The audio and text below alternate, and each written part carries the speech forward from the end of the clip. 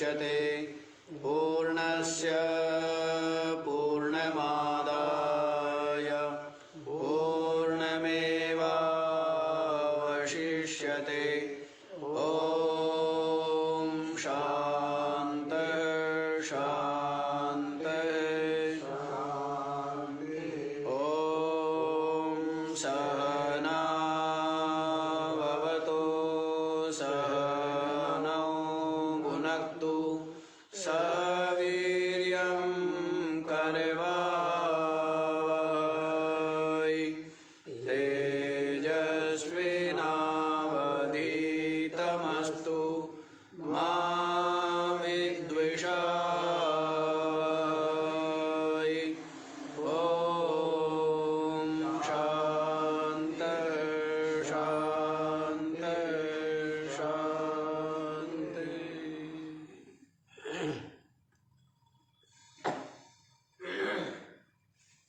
हाँ जी, तो क्या बतला दिया गया है कि जो अपनी आत्मा में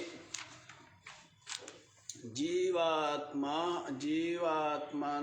परमात्मनो स्वल्पमपि अंतरम पश्यति, जो थोड़ा सा भी भेद देखता है जीवात्मा और परमात्मा में, जो थोड़ा सा भी भेद देखता है, अथ तस्य भयं भवति, उसको क्या होता है?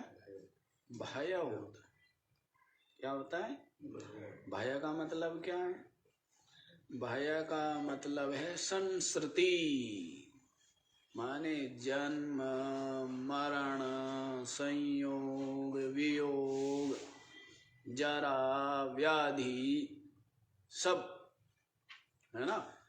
भय का जो हेतु है वो क्या है? अपनी आत्मा में भेद को देखना, भिन्नता को देखना, द्वैत को देखना, यही क्या है? यही भय का हेतु है। और जो विज्ञानवान है वो जानता है कि स्वात्मा से भिन्न सब कुछ क्या है? छाया मात्र, आभास मात्र है, ये सत्य नहीं है। अज्ञानी को सत्यवत प्रतीत होती है, और जो विज्ञानवान है वो क्या जानता है? इनके मिथ्यात्व को अनुभव करके निर्भय और निश्चिंत और मस्त रहता है, हाँ? क्या करके? इसके मिथ्यात्व को जान करके, द्वैत के प्रपंच के मिथ्यात्व को अनुभव करके निर्भय हो जाता है कि ये सब क्या है? मिथ्या है। ठूठ में पुरुष बड़ा डरता था, अरे वहां से निकलता हूं ना, वहां चोर रहते हैं। पता लग गया क्या है वो? तो कटा हुआ पेड़ का तना है, कोई चोर वोर नहीं है, निर्भय हो गया ना, है? तो वैसे ही इसको क्या मानता है? सत्य मानता है, द्वैत को। इसलिए क्या होता है? भय को प्राप्त होता है। और जब जाना कि ये क्या है? मिथ्या है, तो फिर लाभ हानि, जैसे स्वप्न में क्या हुआ? रंक जो है वो राजा हो गया, और राजा जो है वो रंक हो गया। और जागृत हो जाने पर, जागृति के पश्चात फिर क्या होता है? हैं? फिर उनको कोई क्लेश का अनुभव होता है क्या? हैं? जगने के बाद फिर जानते हैं कि मिथ्या था। क्या था? वैसे ही अज्ञानी इस जगत स्वप्न को सत्य मानते हैं और अपने जीवन का चरम परम लक्ष्य इसको मानते हैं, और इसमें ही निरंतर नियुक्त रहते हैं। जबकि है क्या ये सब का सब छाया मात्र है, आभास मात्र है, मिथ्या ही है, स्वप्न के समान प्रतीति ही है। इसी बात को जान के अनुभव करके विज्ञानवान तत्ववेत्ता क्या होता है, वो ब्रह्म रूप हो करके विराजमान रहता है। तो ये आप लोग सुना है। अब आप लोग जो है 54वां श्लोक देखेंगे ना। 54वां श्लोक देख लीजिए। यस्मिन् सर्वाणि भूतानि यात्मत्वेन विजानतः न वै तस्य भवेन्मोहो न च शोको अद्वितीयतः। यस्मिन् सर्वाणि भूतानि हि आत्मत्वेन विजानतः न वै तस्य भवेत् मोहः न च शोकः अद्वितीयतः। हाँ जी सेठ जी, ईशावास्य उपनिषद में आया है ना, यत्र और यस्मिन, क्या क्या आया बताओ। यस्तु सर्वाणि भूतानि, यस्तु, हाँ यस्तु सर्वाणि भूतानि आत्मनि एव अनुपश्यति सर्वभूतेषु च आत्मानं ततो न विमुच्यते। यस्मिन् सर्वाणि भूतानि आत्मनि एव अभूत विजानतः, आत्मैवाभूत विजानतः तत् को मोह का शोक एकत्वम् अनुपश्यत। हमारे पंडित तो ये हैं।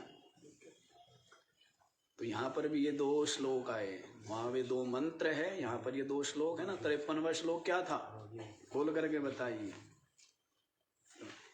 यत्र,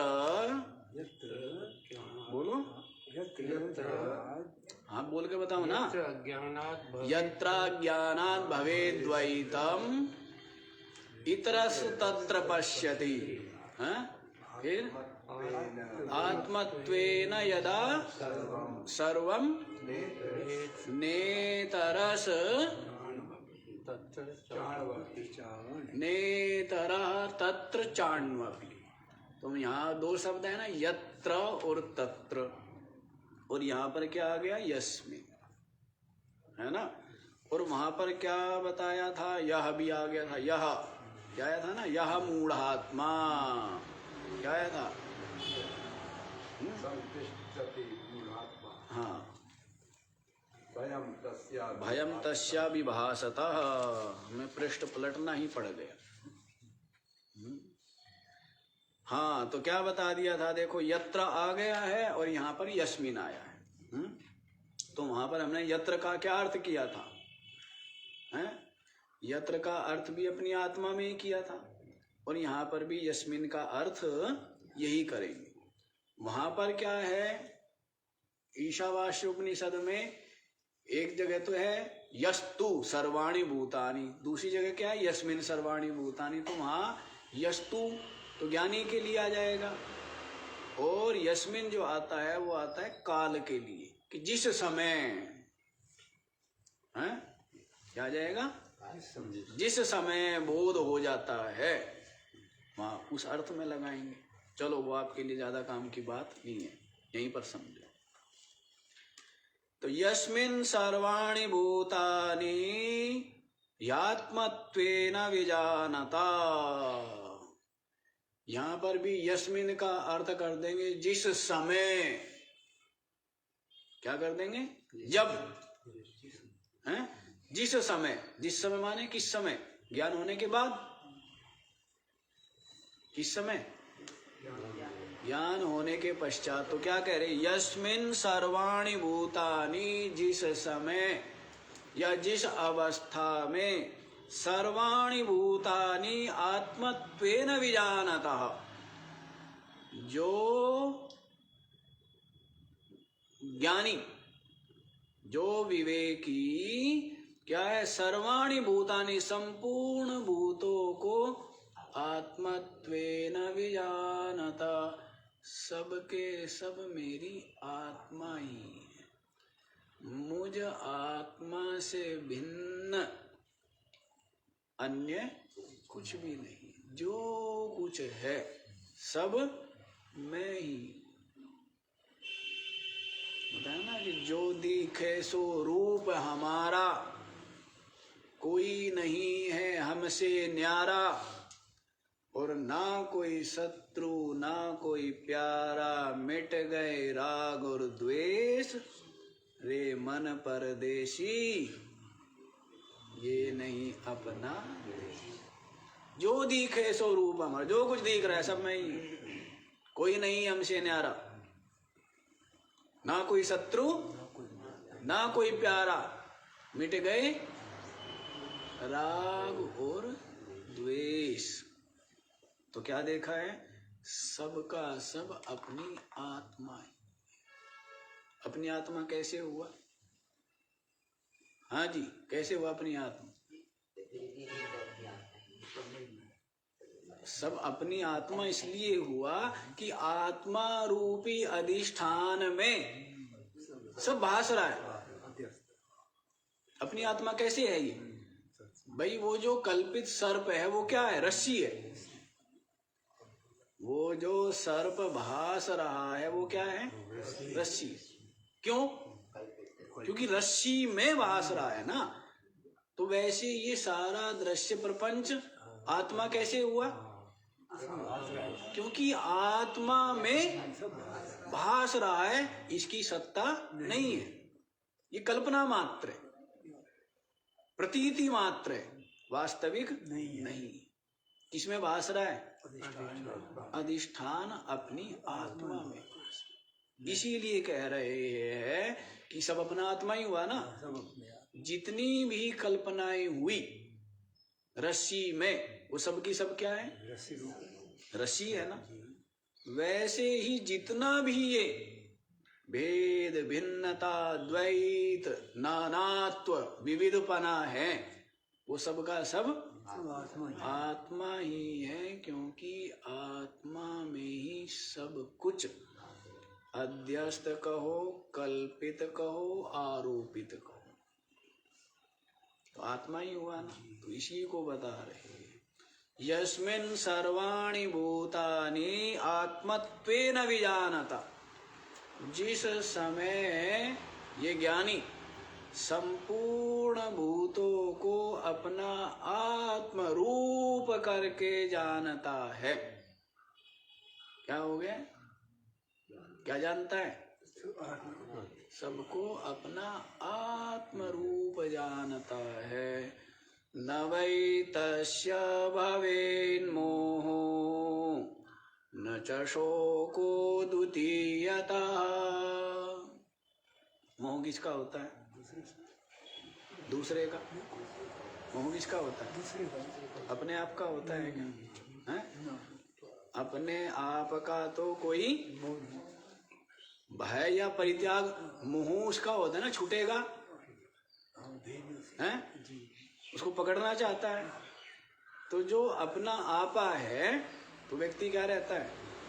निश्चिंत रहता है ना। दूसरा हो तो उसकी भाई कहाँ खाएगा, कहाँ बैठेगा, कहाँ लेटेगा। किसी को आप साथ लेके जाओ, थोड़ा सोचना पड़ेगा ना, कहाँ बैठाएंगे, कहाँ खिलाएंगे, कहाँ लेटाएंगे, नहीं? और खुद आदमी ठीक है, कहीं बस में लटक गया, कहीं चलती ट्रेन में लटक गया, कहीं बैठ गया, है ना? तो कोई सोचना है क्या? और रेपुटेशन पे भी फर्क नहीं पड़ेगा। दूसरा साथ में हो तो वो रेपुटेशन भी तो फर्क पड़ती है ना, कि कहाँ अब हवाई जहाज में जाना पड़ेगा। अरे आप तो बस से आए हैं तो रेपुटेशन में है, और कहाँ स्टेशन पर ही बैठ करके खा लिया है?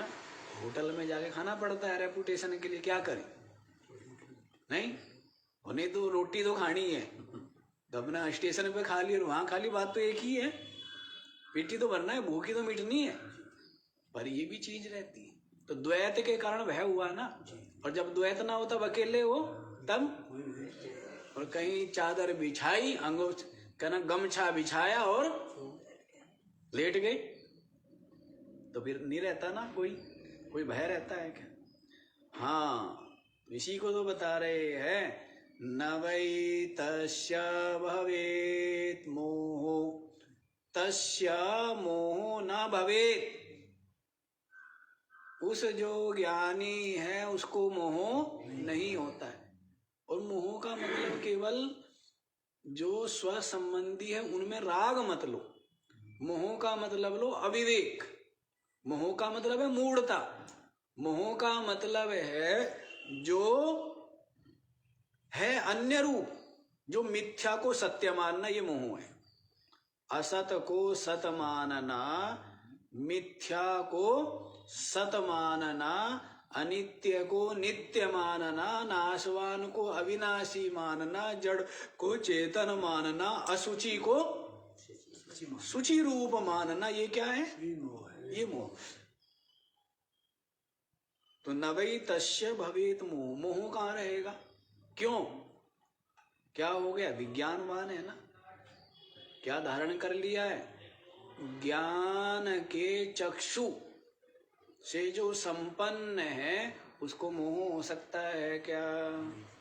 जैसे अंधा व्यक्ति है, दिखता नहीं है, तो उसको मोह होता है कि कहाँ दीवार है, कहाँ दरवाजा है, कहाँ नाली है, कहाँ पत्थर है, कहाँ गाड़ी है। उसको क्या रहता है? मोह रहता है ना उसको, मतलब हर जगह भय रहता है, अविवेक रहता है, उसको पता नहीं होता है। लेकिन जो चक्षु वाला है उसको क्या रहता है? उसको मोह है, सब साफ साफ दिख रहा है, कहाँ दरवाजा, कहाँ दीवार, कहाँ गाड़ी, कहाँ तख्त, कहाँ नाली, सब साफ साफ दिख रहा है ना। तो वैसे ही है, अज्ञानी जो है उनको कुछ भी साफ नहीं दिखता है। वो शरीर को मैं मानते हैं, शरीर के जो संबंधी है उनको मेरे मानते हैं, और ये जो दृश्य प्रपंच है इसको सत्य मानते हैं, और इसके द्वारा सुख पाना चाहते हैं, और ये मेरा शरीर, मैं ना मरूं, ऐसा यत्न करते रहते हैं। तो ये क्या है? ये अज्ञानता है, ये मोह है। लेकिन ज्ञानी को सब साफ साफ दिखता है। क्या साफ? जो मरने वाला है वो मर रहा, निरंतर मर रहा। गंगा जी निरंतर बह रही है। अब मैं इस चीज के लिए बड़ा चिंता करने लग जाऊं, सारा पानी उत्तराखंड से चला जाएगा, उत्तराखंड में तो पानी नहीं रहेगा। नहीं, इसे दीवार बनानी चाहिए, गंगा जी को रोका जाए ना। नहीं, गंगा जी बह रही है, बहने दो, सब बह ही तो रहा है, इसी का नाम संसार है। रोकना थोड़ा है किसी चीज को, ये रोकना है? तो ये जो मरने वाले निरंतर मर, ये शरीर मरण धर्मा है, तो मृत्यु की ओर निरंतर चल रहा है। धीरे धीरे चल रहा हो चाहे तेज चल रहा हो, वो तो ये जाने, है निरंतर चल रहा है ना। सब कुछ इंद्रिया जो है वो मरने की तरफ चल रही है, मन बुद्धि सब, ये संसार का सब कुछ, सबका सब किस लिए चल रहा है? जन्म हो करके मृत्यु के लिए गतिशील है सब। और जो साक्षी है वो एक रस है, चेतन आत्मा, वो अविनाशी है, उस पर कोई फर्क नहीं पड़ता है। तो क्यों यतन करे? यतन करेगा क्या? अज्ञानी निरंतर यतन में लगा रहता है, जुगाड़ में निरंतर किसमें लगा रहता है? यतन करने में लगा रहता है। और ज्ञानी है, कोई यतन नहीं, सहज, क्योंकि जानता है जो अविनाशी है वो अविनाशी रहेगा, और जो नाशवान है वो नाशवान रहेगा। इसलिए क्यों बनाने का प्रयत्न करे? ये बना रहे, ये क्या है? ये शरीर बना रहे। अभी वो हो गया, क्या बोलते हो, शॉर्टकट ना, वो हो जाता है ना जो दुकानों में, वो शॉर्ट सर्किट, क्या हो जाता है? तो वैसे ही शॉर्ट सर्किट हो गया, और पता लगा कि वो तो क्या हो गया, चला गया।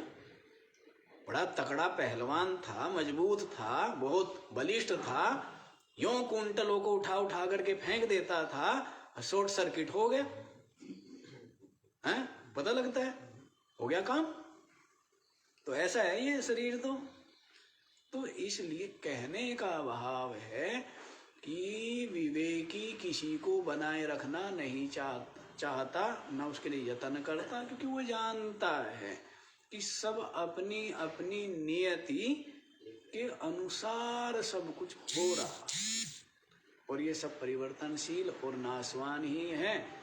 और आत्मा मैं जो हूँ वो क्या हूँ? अविनाशी सच्चिदानंद।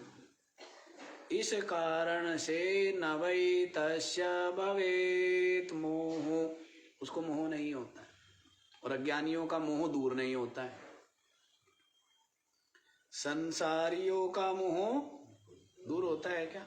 नासवान कोई मैं माने रहते हैं, अनात्मा को मैं मानते, संसार को सत्य मानते, संसार में सुख पाना चाहते, पद मिल जाएगा ना, बहुत प्रसिद्धि हो जाएगी ना मेरी, क्या हो जाए? कुछ ऐसी सिद्धि मिल जाए जिससे कि क्या हो जाए? प्रसिद्धि हो जाए, हैं? और पता नहीं क्या क्या चाहता रहता है। कौन चाहता है? अज्ञान। और इसीलिए निरंतर जितना मिले उतना अल्प है। जो कुछ भी मिल गया, ब्रह्म पद भी मिल गया ना, वो भी क्या है? वो भी अल्प है। वो भी क्या है? नारद जी को यही कहा है ना, नारद जी कहने लगा सब कुछ पढ़ डाला, सब कुछ जानता हूं, सब किसी चीज की वो नहीं, लेकिन फिर भी वो संतोष नहीं है, वो प्रसन्नता नहीं है, वो निश्चिंतता नहीं है। सनत कुमारों ने कहा क्या क्या पढ़ा बताओ, क्या क्या? तो बता दिया मैंने सारे वेद पढ़ दिए, उपवेद पढ़ दिए हैं, इनके अंग पढ़ दिए, सब कुछ ये कर दिया वो कर दिया। कहना जो कुछ जाना सबका सब अल्प है। जो कुछ जाना है वो सबका सब क्या है? अल्प है। नाल्पे सुखम अस्ति यो वै भूमा तत्सुखम तज विजिज्ञासस्व इति। जो कुछ नारद जी तुमने जाना है ना, वो सबका सब क्या है? अल्प है, सीमित है। और अल्प में सुख है क्या? है? सब कुछ सीमित है। एक अंश में है ना, एकांशेन स्थितो जगत, ये सारा का सारा जगत आत्मा के क्या है?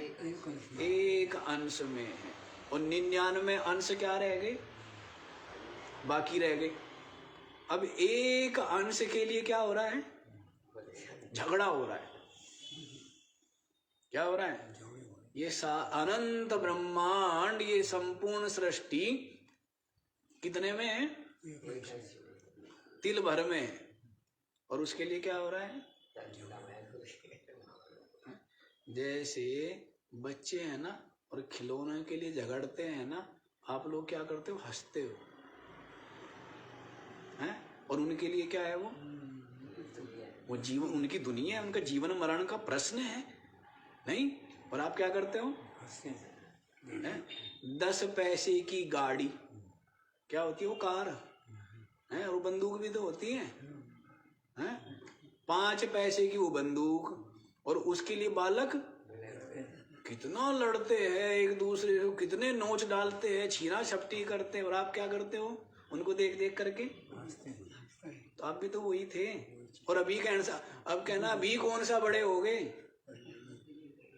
हैं? ये भी सब क्या है? खेल खिलौने ही तो है। ये संसार ये भी क्या है? ये भी खेल खिलौने ही है।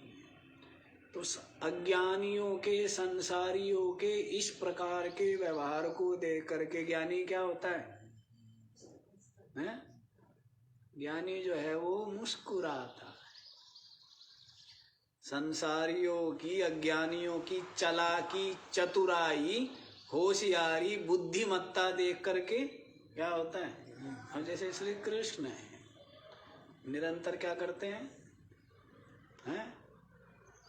प्रहसन्निव भारता, क्या होते हैं?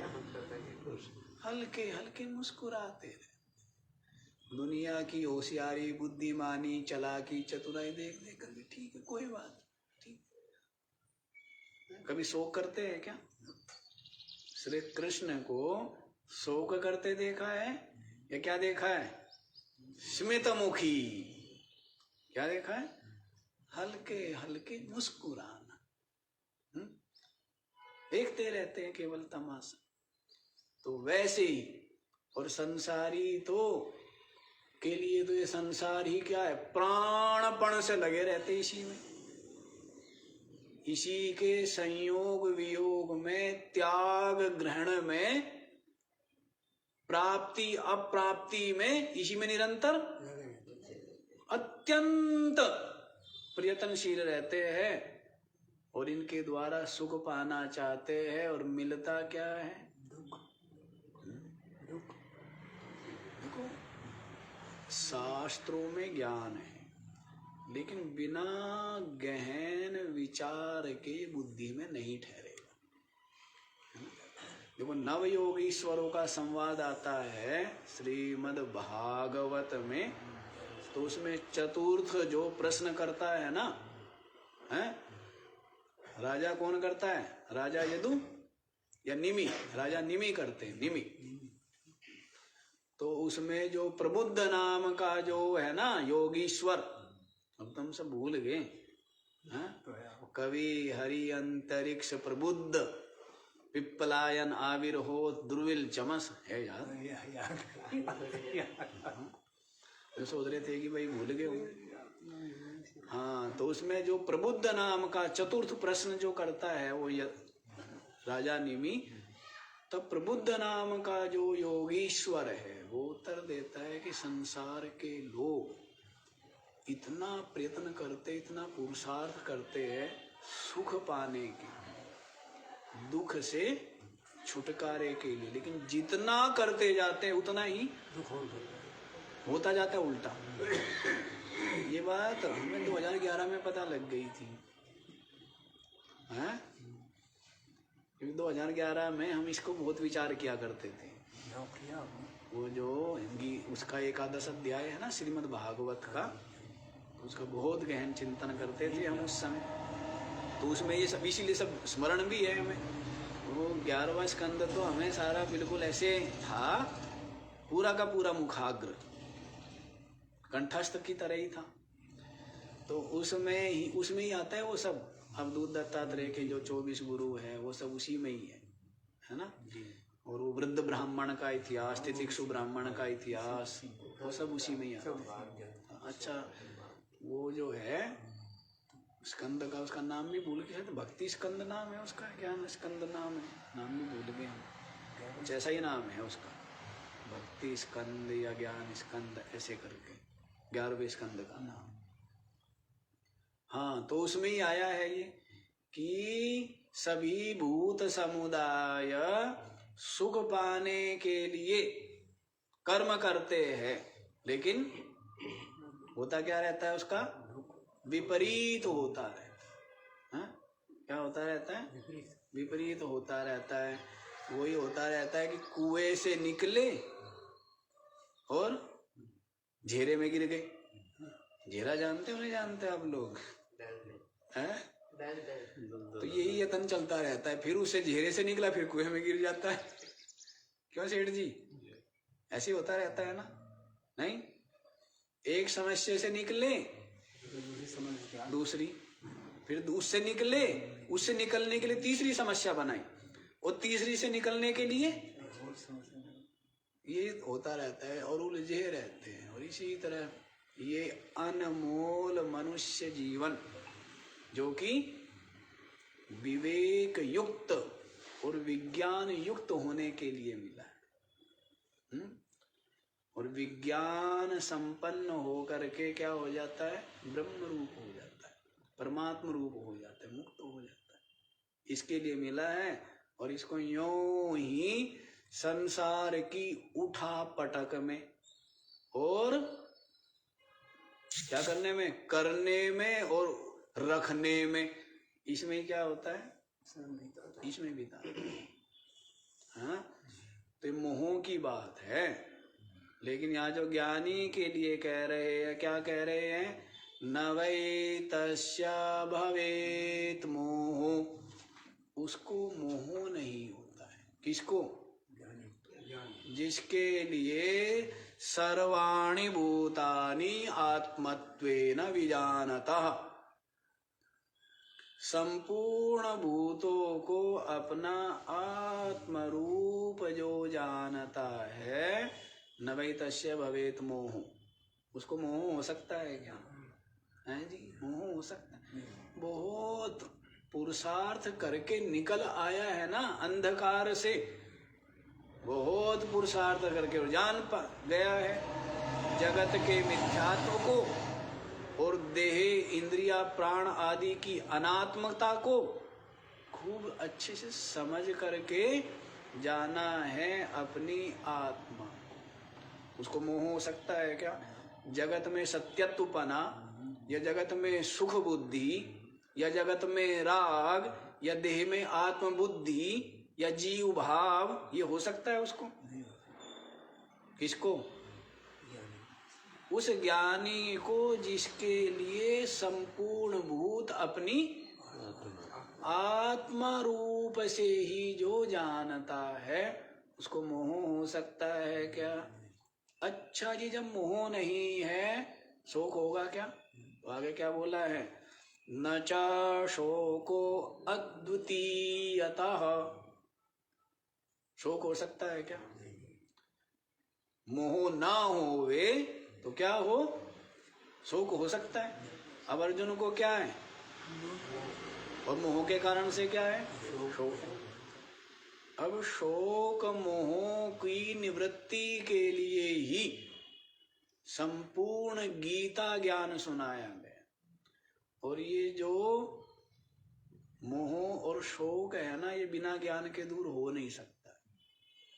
चाहे इस लोक से उठा करके परलोक में बैठा दिया जाए, है ना। बालक खेल रहे थे धूप में, है ना, खेल रहे थे, धूप निकली तो छाया बन गई शरीर की, शरीर की क्या दिखने लग गई? अब बालक डर गए कि ये क्या है। बालक डर गए ना, ये भूत है प्रेत है, भूत सुना हुआ था, डर गए।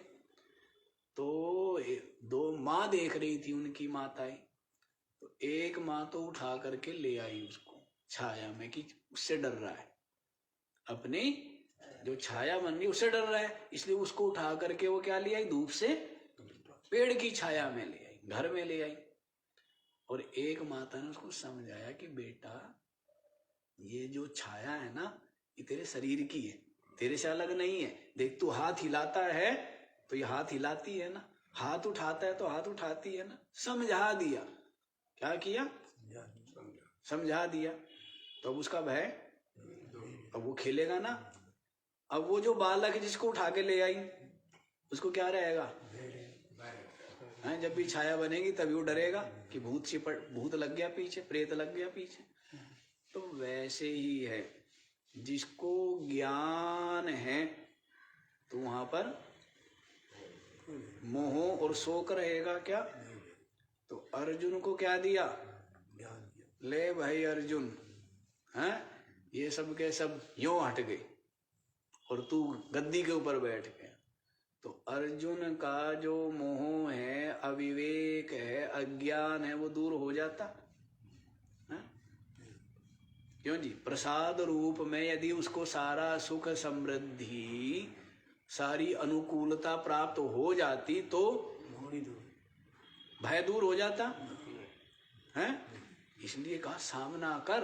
और क्या बताया कि देख इनकी सत्यता को समझ, है कि ये सब नाशवान है, आत्मा अविनाशी है और ये सब तेरा कर्तव्य है। और ये तो जैसे प्रकृति स्वभाव प्रारब्ध है उसके अनुसार व्यवहार होता रहता है। तो समझाया तो समझ गया, शोक मोह क्या हो गया? दूर हो गया, है ना। तो बात ये है।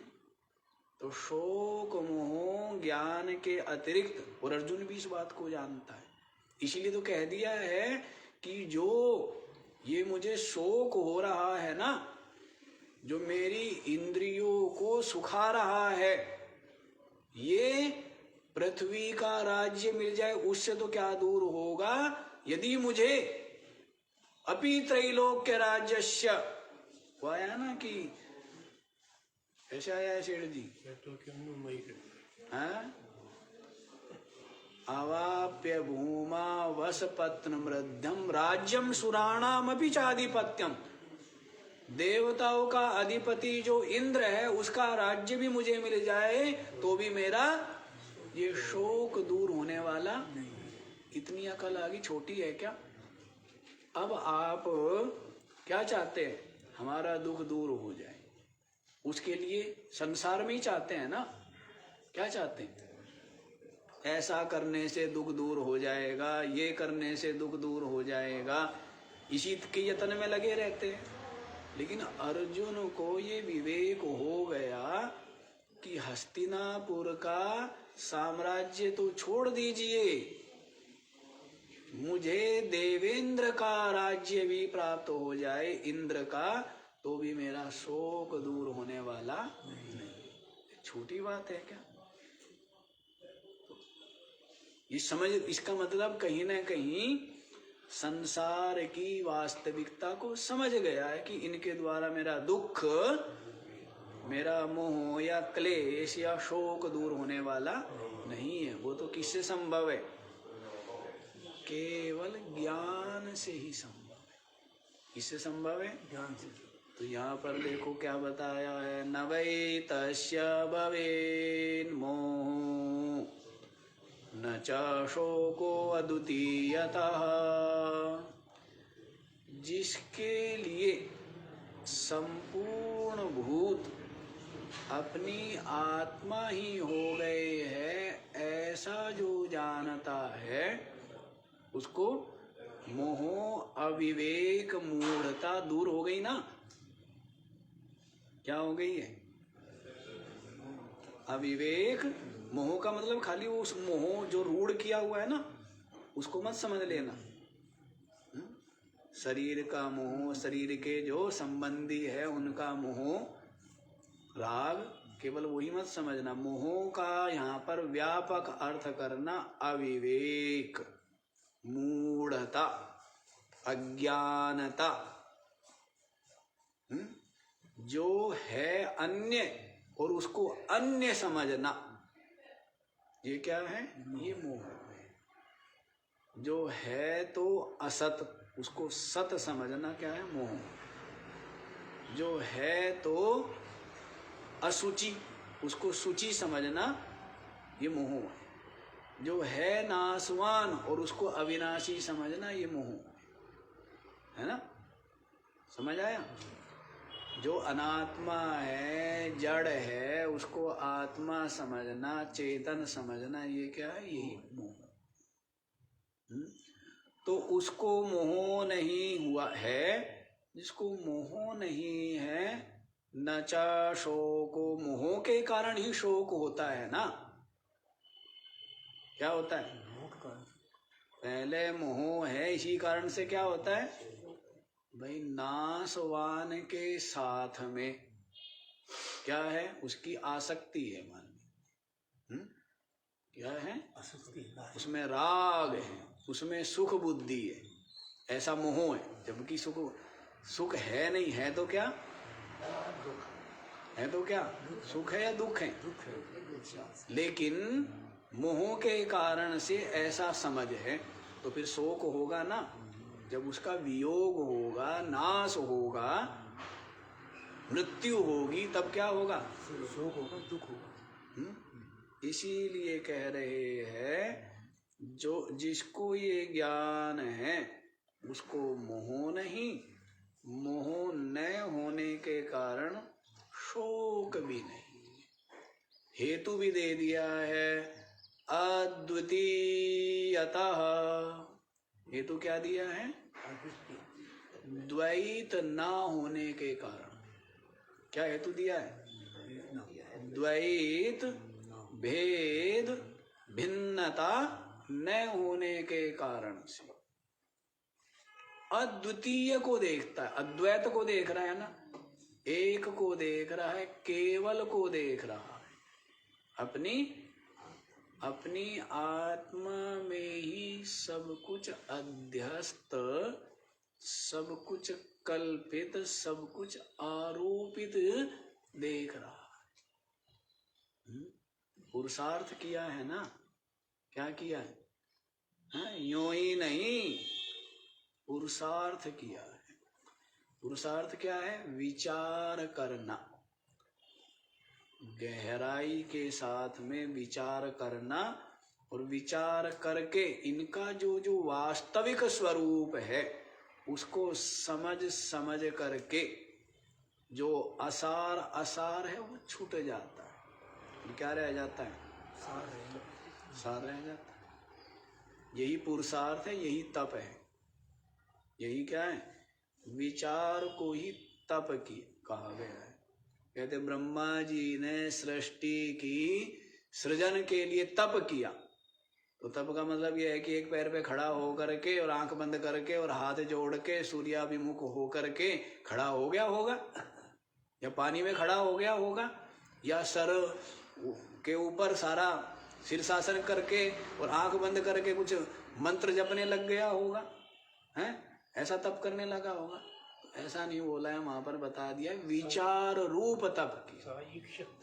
हाँ, तो विचार रूप तप किया है ना।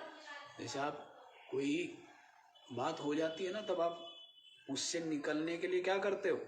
विचार करते हैं कि भाई इसका समाधान क्या होगा। तो विचार वो करना वही तप है। वही क्या है? धैर्य पूर्वक स्वस्थ और शांत चित्त हो करके, बिना किसी पूर्वाग्रह के और कोई जबरदस्ती नहीं, बिल्कुल स्वस्थ और शांत चित्त से विचार कर करके इनके वास्तविक स्वरूप को समझना, और फिर जो असार है वो असार छूट जाता है, और सार जो है वही उसकी ओर बढ़ता चला जाता है। तो इसने सार पा लिया। क्या पा लिया है?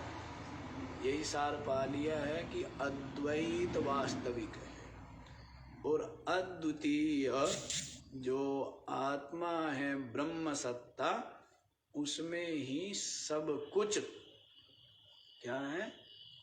आरोपित है, कल्पित है, प्रतीत हो रहा है। यथा रज्जु में सर्प, रस्सी में जैसे सर्प कल्पित सर्प भासता है, इसी तरह भास रहा है। तो इसके लिए बड़ा पुरुषार्थ करना पड़ता है। मनन करते करते करते करते जो ये वास्तविकता है ये अनुभव में आने लग जाती है। और जिसको अनुभव में आ गई है उसके लिए कह दिया है कि न उसको मोह है न शोक है। क्यों? अद्वितीयता। क्या देख रहा है वो? अद्वितीय को ही जिसने देख लिया है, जानता है कि अद्वैत ही तो है, वास्तव में द्वैत है ही नहीं। दूसरे का ही मोह होवे और दूसरा होवे उसके वियोग के भय से, या वियोग हो जाने पर शोक होवे।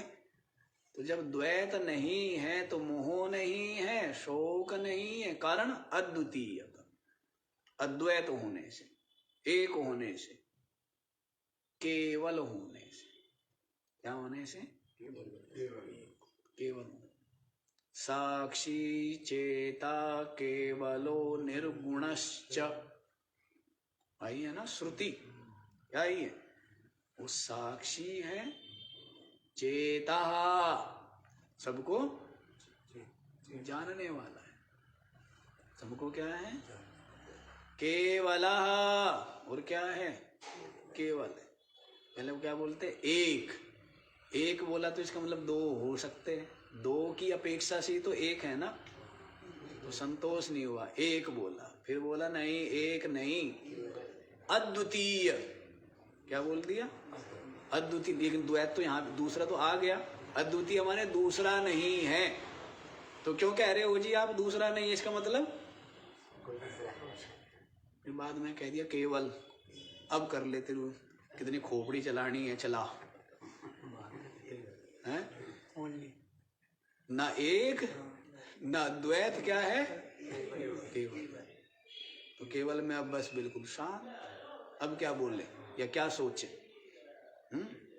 अच्छा जी, अब आप लोग अगले वाला श्लोक देखो, 55वां श्लोक। अयमात्मा हि ब्रह्मैव सर्वात्मतया स्थितः इति निर्धारितं श्रुत्या बृहदारण्यसंस्थया।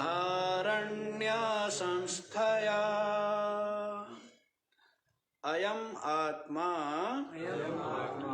हि ब्रह्म एव सर्वात्मतया स्थितः इति निर्धारितं श्रुत्या बृहदारण्य संस्थया। बृहदारण्य संस्थया। अच्छा जी, अयम आत्मा ही ब्रह्मैव, क्या बोला है? महावाक्य है ना? क्या महावाक्य है? अयम आत्मा, ये जो अपनी आत्मा है ये क्या है? ब्रह्म एवं, ब्रह्म ही। क्या है? ब्रह्म ही है। कैसे? जैसे जो घटाकाश है वो क्या है? महाकाश रूप। घटाकाश घट रूप उपाधि के कारण से उसका नाम रख दिया गया है घटाकाश। अन्यथा घटाकाश निरंतर ही महाकाश रूप, घट उपाधि के होते हुए और घट उपाधि के नष्ट हो जाने पर, दोनों अवस्थाओं में क्या है? घटाकाश महाकाश रूप व्यवहार होता है। घट रूप उपाधि है तब तक घटाकाश। वैसे ही अब अंतःकरण उपाधि कहो या अविद्या उपाधि कहो, उसके कारण से हम साक्षी कह देते हैं, आत्मा कह देते हैं। जबकि जो साक्षी कहो या कूटस्थ कहो या आत्मा कहो, ये क्या है? निरंतर ही ब्रह्म रूप है।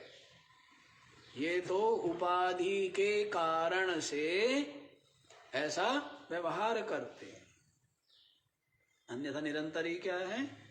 निरंतर ही ब्रह्म रूप है। ज्यों ज्यों ये काई हटती है बुद्धि के ऊपर, अविवेक की काई ज्यों ज्यों हटती है, जैसे ज्यों ज्यों बादल हटते हैं त्यों त्यों सूर्य नारायण का प्रकाश ताप आपको प्राप्त होता है। वो तो निरंतर ही उदित है, उदित स्वरूप ही है ना। तो वैसे ही अपनी आत्मा जो है वो निरंतर ही ब्रह्म रूप है, लेकिन बुद्धि के ऊपर क्या आ गए? बादल आ गए हैं। तो बुद्धि ये सब दोष जो बताते हैं ना, तीनों दोष किसमें बताए हैं? अंतःकरण में बताए ना। मल विक्षेप आवरण, ये जो तीन दोष बतलाए किसके ऊपर बताए? और उनके उपचार के लिए ही सारे के सारे जितने भी ये औषधियां है, तीन औषधि है यहाँ पर, है? तीन दोष और औषधि भी क्या है? कर्म, उपासना और ज्ञान। जो मल है उसकी निवृत्ति किससे होगी? कर्म योग से, है? निष्काम कर्म जिसको कहेंगे। और जो चित्त में विक्षेप है, चंचलता है, उसकी निवृत्ति किससे होगी? उपासना करने से, ध्यान करने से, किसी इष्ट आदि का ध्यान करने से, उपासना करने से, भक्ति करने से क्या होगा? विक्षेप दूर हो जाएगा। अब रह गया आवरण, माने अज्ञान आवरण, पर्दा, वो किससे दूर होगा? केवल ज्ञान से। तो तीन रोग और तीन दवाई, ठीक है। और ये किस में है? आत्मा में, बुद्धि में? बुद्धि में, अंतःकरण में, आत्मा में नहीं है। और बुद्धि में आप बैठे हो, इसलिए आप कहते हो अपने को कि मैं अज्ञानी हूं। थोड़ा कुछ जानते हो तो कहते हो कि मैं ज्ञानी हूं। कहाँ बैठे हो? है ना, बताया ना, आपका 4 मंजिल का भवन है आपका, ठीक है ना। तो उनमें आप आते जाते, 3 में आते जाते हो, चौथे में चौथे का पता ही नहीं है। क्यों जी? 3 में आते हो ना, स्थूल शरीर में आते हो, सूक्ष्म में रहते हो, कारण शरीर में रहते हो। जागृत में रहते हो, स्वप्न में रहते हो, सुसुप्ति में रहते हो, तुरीय में, अपनी आत्मा में जाने का पता ही नहीं। तो ये महल बना हुआ है आपका। 3 का तो आना जाना पता है, चौथे में जाना सीख लो, फिर जानोगे। 3 तो उसमें ऐसी भासते हैं, 3 तो उसमें क्या है, ऐसी भास रही। अच्छा चलो यहीं पर देखो 3 दोष, ये सब बुद्धि में है, इसमें है सब बुद्धि में, तो वहीं पर उपचार हो रहा है। आप ये मत समझना कि आत्मा का उपचार हो रहा है, किसका उपचार हो रहा है? तो अयम आत्मा ही ब्रह्मैव, ये जो आत्मा है ये ब्रह्म रूप, ब्रह्म ही है। आत्मा में और ब्रह्म में पीछे क्या बताया है? जीवात्मा परमात्मनो यः स्वल्पमपि अंतरं कृत्वा यः तिष्ठति मूढ़ात्मा भयं तस्या विभाषितम्। ये श्लोक आया है ना? कौन सा श्लोक होगा ये? 52वां होगा, 52वां 53वां 52। तो क्या बताया था?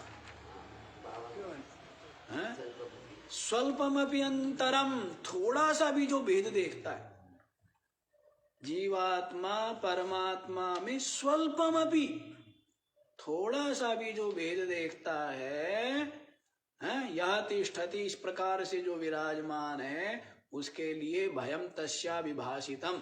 श्रुति ने क्या कहा है? अथ तस्या भयम भवति, उसको क्या होता है?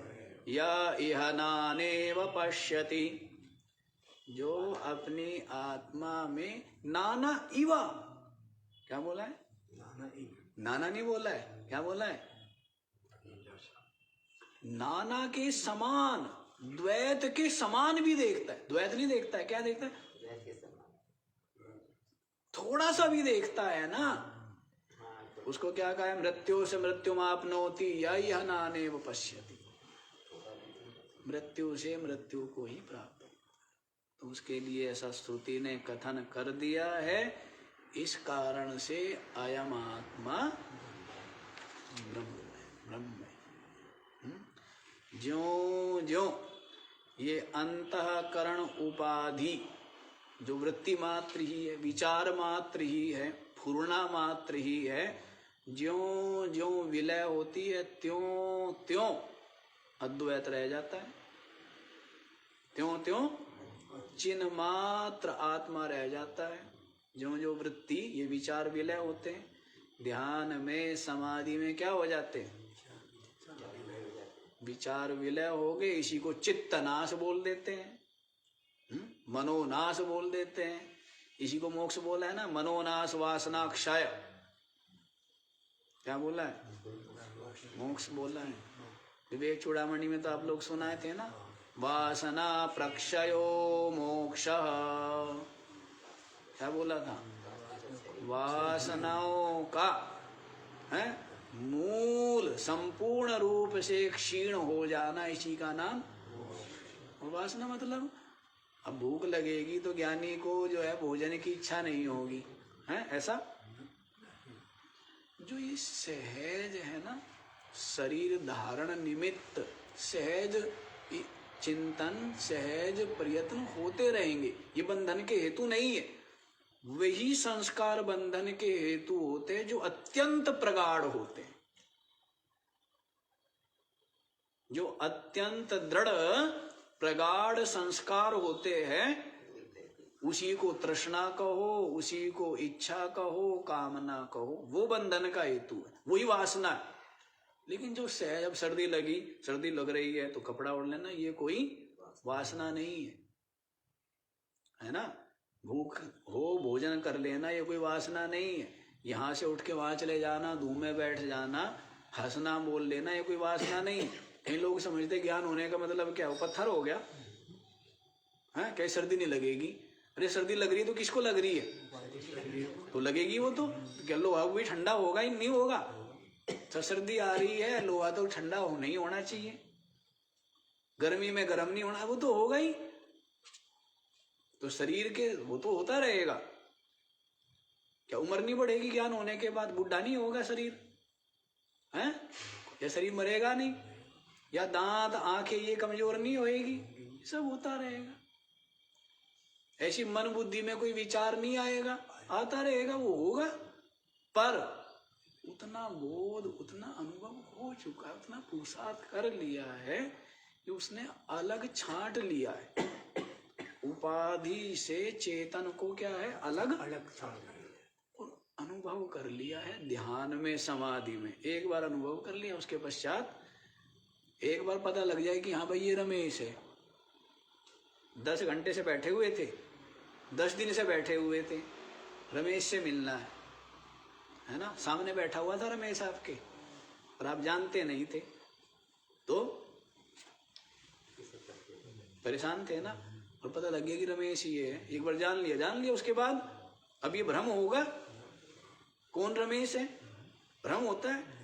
तो एक बार यदि अनुभूति कर ली है कि सारी वृत्ति विलय हो गई, विचार विलय हो गए, है ना, और चिन्ह मात्रता का अनुभव हो गया, तो उसके पश्चात निरंतर ये बोध बना रहता है, ये सब दृश्य है और मैं इनका साक्षी हूं, इनसे न्यारा हूं, इनसे अलग हूं।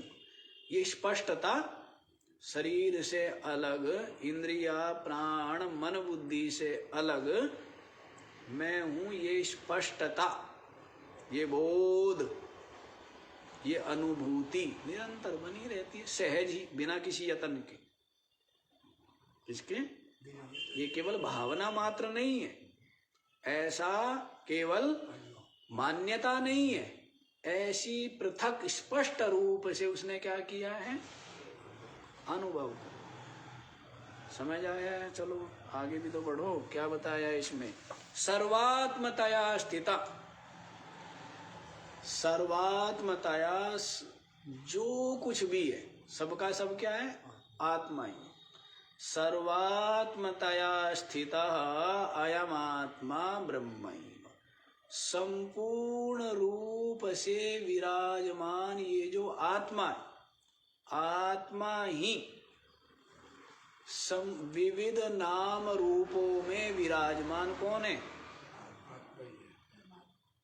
समझ लीजिए क्या कह रहे हैं। विविध नाम रूपों में विराजमान, ये किसकी व्याख्या हुई? सर्वात्मतया। सर्व रूपों में विराजमान, आत्म रूप से विराजमान ये जो आत्मा है, ब्रह्मैव, क्या है ये? सर्वात्म कैसे है?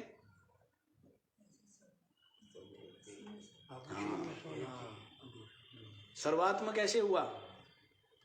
जैसे रस्सी में सर्प जो भास रहा है वो क्या है? रस्सी रूप है ना। वैसे ही सारा का सारा प्रपंच किसमें भास रहा है? आत्मा में भास रहा है ना। आत्मा में मन के स्फुरित होने से भास रहा है, मन को ही भास रहा है ना। सब कौन जानता है? मन बुद्धि तो जानते हैं, और कौन जानता है? मन बुद्धि ना होवे तो दिन है रात है शरीर है, कितने घंटे हो गए नहीं हो गए सब पता लगता है क्या किसी चीज का? तो मन से ही तो अस्तित्व है इनका, मन बुद्धि से ही तो उत्पन्न हुआ है संसार। किससे उत्पन्न हुआ है? जैसे सपना उत्पन्न हो जाता है, ऐसी आकाश दिखता है, नहीं दिखता है? पहाड़ नदी नाले सब दिखते हैं, तो वैसा ही है ये, वैसा ही है। तो ये उससे ही, उसमें अध्यस्त है ना, अपनी आत्मा में ही क्या है? अध्यस्त है। जैसे रस्सी में सर्प अध्यस्त है, समझ आ रहा है? वैसे तो अब रस्सी में जो जो कल्पना है, अलग अलग कल्पना है। कोई कहता है सर्प है, कोई क्या कहता है भू छिद्र है तो धरती की दरार है, कोई कहेगा माला है, कोई कहेगा पानी पड़ा हुआ है ऐसे है, कोई कहेगा डंडा है। तो अलग अलग जिसको भी, वो सब के सब क्या है? रस्सी तो है। वैसे ही ये सब सर्व जो कुछ है क्या दिख रहा है? सर्व दिख रहा है ना। सर्व मकान, दरवाजा, पौधा है, घड़ी, गाड़ी, शरीर, पंखा, कुर्सी है, गद्दा, ये जो दिख रहा है ना सर्व, ये सब का सब क्या है? आत्मा ही है, क्योंकि आत्मा में ही भास रहे, प्रतीत हो रहे। इसी को कहा है सर्वात्मतया स्थितः अयम आत्मा। सर्व रूपों में विराजमान ये जो आत्मा है, यही क्या है? ब्रह्मैव। क्या है? आगे क्या बताया है? इति निर्धारितम श्रुत्या, ऐसा श्रुति के द्वारा क्या कर लिया है? निर्धारित किया हुआ है। कौन सी श्रुति प्रमाण दे रहे हैं?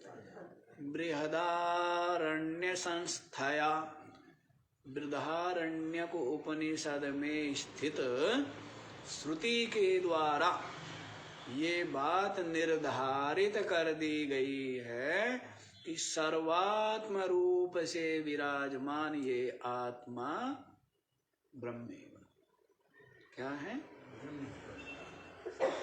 श्रुति, श्रुति को प्रमाण माना है, सबसे बड़ा प्रमाण। कितने प्रमाण मानते वेदांत में सेठ जी? हाँ, 6 प्रमाण। सारी बाला माई उत्तर देती है। 6 प्रमाण है। कौन कौन से? हाँ, प्रत्यक्ष, अब आगे बताऊंगा भी नहीं मैं, क्यों इतनी व्याख्या कर चुका।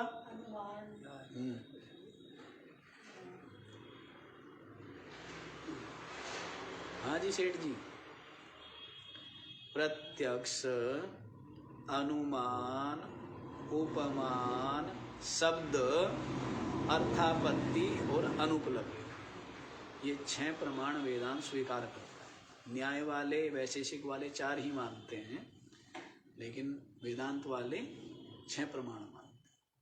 तो इन 6 प्रमाणों में जो सबसे प्रबल प्रमाण माना गया है, जो चतुर्थ प्रमाण, जिसको हम शब्द बोल रहे हैं, उसको शब्द प्रमाण कहो, आगम प्रमाण कहो, आप्त प्रमाण कहो, श्रुति प्रमाण कहो, एक ही बात है ना। ये सबसे प्रबल प्रमाण माना है। क्यों माना गया है? मतलब जो यथार्थ वक्ता, वहां पर आप्त के लिए कहा गया यथार्थ। अब अश्वत्थामा मारा गया या नहीं मारा गया, इसमें प्रमाण किसको माना है? द्रोणाचार्य ने श्री कृष्ण अर्जुन को प्रमाण नहीं माना। किसको माना है? हाँ, क्यों? भरोसा है कि ये तो झूठ, विश्वास है ना। उसको जो आप्त यथार्थ वक्ता होता है, उसको आप्त पुरुष कहते हैं। जिसमें कोई लोभ नहीं है, जिसमें कोई छल नहीं है, कोई आशा आकांक्षा नहीं है, ऐसा व्यक्ति। कभी स्वार्थ में जो होगा वो तो क्या करेगा? वो सत्य बोलेगा क्या? है?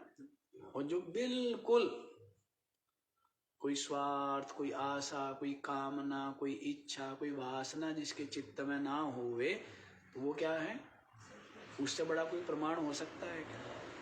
तो ऋषियों ने ऐसे अपने ध्यान में इस श्रुति के मंत्रों को देखा है। तो इतनी साधना से, तप से उनके जितने भी कसमल थे वो सब के सब क्या हो गए? धुल गए थे। तो उन्होंने जो कुछ अनुभव किया है उससे अधिक सत्य, प्रामाणिक, यथार्थ और कुछ हो सकता है क्या? कुछ हो सकता है? इसीलिए शब्द प्रमाण को श्रुति प्रमाण पूछते हर जगह कि श्रुति क्या, इसमें कौन सी श्रुति प्रमाण है? तो यहाँ पर प्रमाण दे दिया है श्रुति का। कौन सी श्रुति? बृहदारण्यक उपनिषद में स्थित ये श्रुति प्रमाण है। अयम आत्मा सर्वात्मतया स्थितः ब्रह्मैव। चंद्रमा देखने में छोटा लगता है, लेकिन शास्त्रों में बताया कि बड़ा है। हाँ, तो ये प्रमाण ठीक है, ये प्रमाण ठीक। और फिर वो तो विज्ञान हुआ ना सेठ जी। ज्ञान जो है श्रुति, इसमें ज्ञान है, और विज्ञान माने उसका अनुभव। विज्ञान क्या है? विज्ञान का मतलब ये मत समझ लेना कि कुछ चश्मे लगा लेने और दूरदर्शी और पता नहीं क्या क्या इनमें झांकना झोंकना, कहते ये विज्ञान है। विज्ञान का मतलब है उसको अनुभव कर लेना है, वही विज्ञान है। वो जा करके जैसे भी कर रहे वो विज्ञानी तो है, वो अनुभवी तो कर रहे। तो आज इतना ही रख लीजिए, बाकी का विचार कल करेंगे। ओम